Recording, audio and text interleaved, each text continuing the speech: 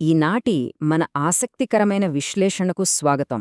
ప్రాచీన తెలుగు ఛందస్సుకి మన నేటి డిజిటల్ ఇంటర్నెట్ ప్రపంచంలోని హాస్యానికి లింక్ పెడితే ఎలా ఉంటుందో ఎప్పుడైనా ఊహించారా? ఈరోజు మనం ఇంటర్నెట్లో జరిగిన ఒక అత్యంత వినోదాత్మకమైన, కొంచెం నాటకీయమైన డిజిటల్ సాహిత్య ప్రయోగాన్ని చూడబోతున్నాం. ఎన్నో ఏళ్లనాటి కఠినమైన నియమాలు, మోడర్న్ జోక్స్తో కలిస్తే పుట్టే మ్యాజిక్ ఏంటో డీకోడ్ చేద్దాం. రండి, స్టార్ట్ చేద్దాం. సరే, నేరుగా విషయంలోకి వచ్చేద్దాం. ఒక్కసారి ఊహించుకోండి, ఎవరైనా మీ దగ్గరికి వచ్చి నాకొక బస్తా పాప్కార్న్ ఇస్తే దానికి బదులుగా మీకొక పద్యం చెబుతాను అంటే ఎలా అనిపిస్తుంది? వినడానికే చాలా క్రేజీగా ఉంది కదూ? సరిగ్గా ఇదే జిలేబీ అనే బ్లాగర్ రాసిన ఒక అద్భుతమైన బ్లాగ్ పోస్ట్ వెనక ఉన్న అస్సలు ఐడియా. ఈ ఒక్క విచిత్రమైన కాన్సెప్ట్ చుట్టూ అల్లిన ఒక ఫనీ గారాడిని మనం ఈరోజు పరిశీలించబోతున్నాం. ఈ ఆధునిక హాస్యం వెనకున్న ట్రిక్ అర్థం చేసుకోవాలంటే ఒక రెండు చిన్న ప్రాచీన సాహిత్య నియమాలను మనం గుర్తుచేసుకోవాలి. పెద్ద కష్టమైనవేం కాదు. మొదటిది శతకం, అంటే కనీసం 100 పద్యాలు ఉండే ఒక కలెక్షన్. ఇక రెండవది మకుటం, అంటే ప్రతి పద్యం చివర్లో క్రమం తప్పకుండా మళ్లీ వచ్చే ఒక పవర్ఫుల్ వాక్యం, పద్యానికి కిరీటం లాంటిదనమాట. ఈ పాతకాలపు రూల్స్తోనే మన బ్లాగర్ ఆడుకున్నారు. ఈ మొత్తం 100కి పైగా ఉన్న పద్యాల కలెక్షన్ను నిలబెట్టింది ఈ ఒక్క మకుటమే. అదేంటంటే, బస్తెడు పేలాలనిస్తే పద్యం చెప్తా అంటే మీకర్థమయ్యే ఉంటుంది. ఒక బస్తా పాప్కార్న్ ఇస్తే పద్యం పాడతాను అని. ప్రతి పద్యం చివర్లో ఇదే వాక్యం వస్తుంది. చూసారా ఎంత ఫన్నీ డిమాండో? ఈ ఒక్క లైన్ చుట్టూనే ఏకంగా 101 పద్యాలను అల్లారంటే అసలు మామూలు విషయం కాదు కదా. ఇక్కడ అసలు మజా ఎక్కడ వస్తుందంటే, ఈ పద్యాలన్నీ కందపద్యం అనే చాలా స్ట్రిక్ట్ అయిన ప్రాచీన ఛందస్సులో రాయబడ్డాయి. కందపద్యం నడక ఒక ఖచ్చితమైన లయలో గెంతుతున్నట్టుగా ఉంటుంది. అంత కఠినమైన నియమాలుండే ఫార్మాట్లో మన 21వ శతాబ్దపు ఇంటర్నెట్ అబ్జర్డిటీని, రోజువారీ సిల్లీ విషయాలను బలవంతంగా ఇరికించడమే ఇక్కడి అసలు హైలైట్. సీరియస్ ఫార్మాట్లో కామెడీ మాటలు, ఆ కాంట్రాస్ట్ భలే ఉంటుంది. అసలా పద్యాల్లో కవర్ చేసిన టాపిక్స్ వింటే మనం ఆశ్చర్యపోతాం. సాఫ్ట్వేర్ ఇంజనీరింగ్ కష్టాలు, అమెజాన్ డెలివరీ అబ్బాయిల హడావిడి, పిజ్జాలు పాస్తాలు తినడం, బ్రెజిల్ టూర్లు, నేటి రాజకీయాలు. ఒక్కటేమిటి, ఒక పక్క ఏమో పాతకాలపు ఛందస్సు, అందులో టాపిక్స్ చూస్తేనేమో మన డైలీ లైఫ్, మోడర్న్ విషయాలు. ఆ రచయిత టాలెంట్కి, భాష మీదున్న పట్టుకి మనం నిజంగా ఫిదా అవ్వాల్సిందే. ఉదాహరణకు ఈ 67వ పద్యం చూద్దాం, వినండి. పాస్తా తిన్నానొకప్పుడు మస్తుగ పిజ్జాల తింటి, మర్యొకప్పుడు నా అస్తులు బోయే తినుటకై బస్తెడు పేలాలనిస్తే పద్యం చెప్తా. ఏంటి, అర్థమైందా? ఆ ఖచ్చితమైన కందపద్యం రిధంలో పిజ్జాలు, పాస్తాలు లాంటి ఇంగ్లీష్ పదాలు ఇరుక్కుపోయి ఎంత ఫన్నీగా, ఎంత క్యాచీగా ఉన్నాయో గమనించారా? వండర్ఫుల్ అసలు. అలాగే రెండవ పద్యం గమనిస్తే, మస్తుగా నేర్చిటి టెల్గు జాస్తిగా ఛందమ్ము తెల్సు సాఫ్ట్వేర్ దోయ్. అంటే ఇక్కడ కోడింగ్ చేసే సాఫ్ట్వేర్ ప్రొఫెషనల్ లైఫ్ని, కందపద్యాలు రాసే ప్రాచీన కళను ఎంత స్మూత్గా బ్లెండ్ చేశారో చూసారా? కీబోర్డ్ మీద కోడింగ్ చేసే చేతులే అద్భుతమైన ఛందస్సుల పద్యాలు కూడా అల్లగలవని భలే ప్రూవ్ చేశారు. ఇంకొక ఇంట్రెస్టింగ్ పాయింట్ ఏంటంటే, కేవలం డైలీ లైఫ్ విషయాలే కాదు, సమకాలీన రాజకీయాలను కూడా తన పద్యాల్లోకి తీసుకొచ్చారు రచయిత. నాయకుల పేర్లు పద్యాల్లోకొస్తాయి, కాని ఇక్కడే ఉంది ట్విస్ట్.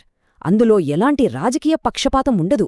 ఎవరి సైడ్ తీసుకోకుండా కేవలం ఆనాటి సిచ్యువేషన్స్ని ఒక న్యూట్రల్ అబ్జర్వర్లాగా పద్యాల్లో ఇరికించారు. అది ఈ ప్రాజెక్ట్కి మరింత అందాన్ని తెచ్చింది.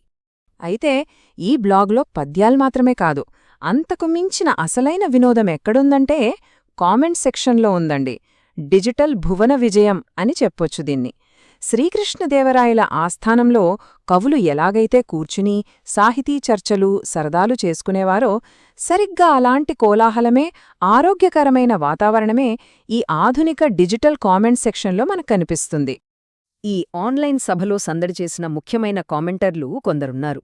శర్మగారు, విన్నకోట నరసింహారావు గారు, వెంకట రాజారావు గారు మరియు ఎన్ఎం రావు గారు. వీళ్లంతా కేవలం క్యాజువల్ పాఠకులు కాదు సుమా. వీరు రచయితకు తోటి కవులు, స్నేహపూర్వక ప్రత్యర్థులు. చెప్పాలంటే ఆ డిజిటల్ ఆస్థానాన్ని నవ్వులతో నింపే సభికులు లాంటివాళ్లు. ఈ కమ్యూనిటీ ఒకరినొకరు ఎలా ఎంకరేజ్ చేసుకుంటారో చూస్తే భలే ముచ్చటేస్తుంది. ఫర్ ఎగ్జాంపుల్, శర్మగారు ఏకంగా ఆ రచయితకు కంద చక్రవర్తిని జిలేబీ అనే ఒక మహారాజ బిరుదును ఎంతో సరదాగా ప్రదానం చేసేశారు. ఇలాంటి సరదా కామెంట్స్, అప్రిసియేషన్ ఆ బ్లాగ్ చుట్టూ ఉన్న థియేట్రికల్ ఫీల్ని ఇంకా పెంచేశాయి. వీళ్ల మధ్య జరిగే సంభాషణలైతే హిలేరియస్ అండి. విన్నకోట నరసింహారావు గారు భలే లాజికల్గా ఒక ప్రశ్న వేశారు. అయ్యా, 100 పద్యాలకి 100 బస్తాల పేలాలడుగుతున్నారు. అన్ని పేలాలేం చేసుకుంటారు? ఇంట్లో ఏమైనా పెళ్లి జరుగుతుందా అని.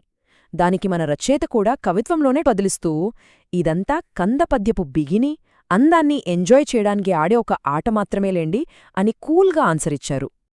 ఇక్కడ ఇంకో విశేషం ఏంటంటే, ఇదంతా కేవలం వన్ వే ట్రాఫిక్ కాదు. ఎవరో ఒకరు రాయటం, ఇంకొకరు చదవటం లాంటిది కాదు.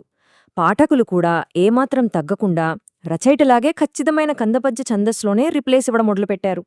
అదొక లిటరీ టెన్నిస్ మ్యాచ్ లాగా కామెంట్స్లోనే ఆకస్మిక కవితాయుద్ధాలు జరిగాయి. ఈ ఫ్రెండ్లీ ఫైట్ ఎలా సాగిందో ఈ ఎగ్జాంపుల్ చూద్దాం. వెంకటరాజారావు గారు పద్య రూపంలో ఆటపట్టిస్తూ మీ నోటొక్క పద్యాలు ఆ పేలాల గోల అంతా గాలికిపోతాయిలేండి అన్నారు. దానికి జిలేబీగారు వెంటనే ఛందస్సులోనే కౌంటరిస్తూ పేలాలు గాలికిపోయినా, కామెంట్లు పోయినా ఈ కందపద్యపు ఛందస్సులో ఉన్న ఆనందం మాత్రం శాశ్వతంగా మిగిలిపోతుంది కదా అని వదిలిచ్చారు. అద్భుతమైన సంభాషణ కదా.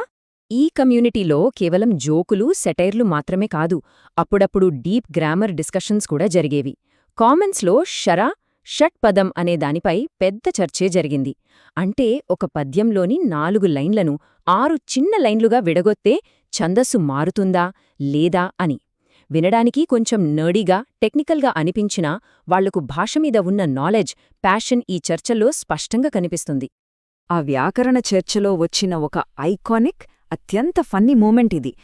ఆ షట్పదం అంటే ఏంటో వివరించడానికి రచయిత ఏకంగా English nursery rhyme twinkle twinkle little స్టార్ని తెలుగు అక్షరాల్లో రాసి దానిలో ఛందస్సు ఎలా ఉందో సరదాగా వివరించారు. ఎంత టఫ్ గ్రామర్ రూల్నైనా సరే ఇలా ఇంత ఈజీగా నవ్వొచ్చేలా ఎక్స్ప్లెయిన్ చేయడం నిజంగా గ్రేట్. ఒక్కసారి ఈ నంబర్ దగ్గర ఆగుదాం. 101 పద్యాలు. కేవలం 1 బస్తా పాప్కార్న్ ఇస్తే పద్యం చెప్తాను అనే ఒక చిన్న జోక్ని పట్టుకుని ఎక్కడా ఛందస్సు రూల్స్ బ్రేక్ చేయకుండా ఏకంగా 101 పద్యాలు రాయడం అస్సలు మామూలు విషయం కాదు. దానికి అంతులేని ఓపిక, క్రియేటివిటీ, భాషమీద కమాండ్ ఉండాలి. ఈ నంబర్ ఆ రచయిత డెడికేషన్కి పక్కా ప్రూఫ్. ఈ అద్భుతమైన బ్లాగ్కి వచ్చిన బెస్ట్ కమ్యూనిటీ ఫీడ్బ్యాక్ బహుశా ఇదేనేమో. పండితులు ఒప్పుకోకున్నా మాలాంటి పామరులకు ఇది భలే ఆనందాన్నిస్తోంది. ఏమా సరళి, కుమ్మేయుట మీ జన్మ హక్కని చాటండి అని ఒక నెటిజన్ ఎంతో ఉత్సాహంగా కామెంట్ చేశారు. కఠినమైన ప్రాచీన గ్రంథాలకి, సామాన్య ప్రజల భాషకి మధ్య ఉన్న గ్యాప్ని ఈ సరదా ప్రయోగం ఎలా బ్రేక్ చేసిందో ఈ ఒక్క కామెంట్ చెబుతోంది కదా. సో, ముగింపుగా ఒక చిన్న ఆలోచనతో ఈ విశ్లేషణను ముగిద్దాం. ప్రాచీన సాహిత్యమంటే ఎక్కడో లైబ్రరీల్లో, పాత పుస్తకాల్లో నిద్రపోయేది కాదు. ఇలాంటి సరదా ఇంటర్నెట్ బ్లాగులు, డిజిటల్ కమ్యూనిటీలు ఆ పాతకాలపు కవిత్వపు అందాలను నేటి తరానికి సరికొత్తగా నవ్విస్తూ పరిచయం చేస్తున్నాయి. బహుశా ప్రాచీన భాషలను బతికించే నిజమైన ఆధునిక ఆస్థానాలు ఇవేనేమో కదా. మీరేమంటారు? మళ్ళీ మరో ఆసక్తికరమైన టాపిక్తో కలుద్దాం. అంతవరకు నేర్చుకుంటూ ఉందాం, నవ్వుతూ ఉందాం.